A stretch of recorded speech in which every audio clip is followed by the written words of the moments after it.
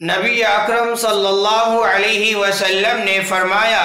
3 قسم کے لوگوں سے اللہ تعالی قیامت کے دن بات نہیں کریں گے،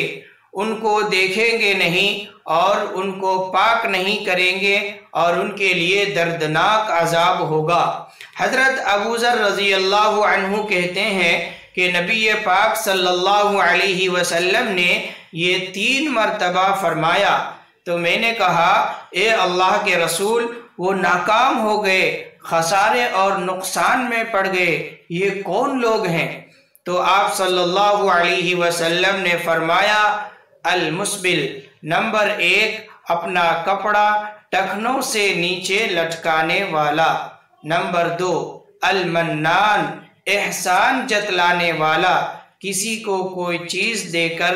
احسان جتلانے والا، نمبر 3 جھوٹی قسم کے ذریعے اپنے سامان کی مانگ بڑھانے والا۔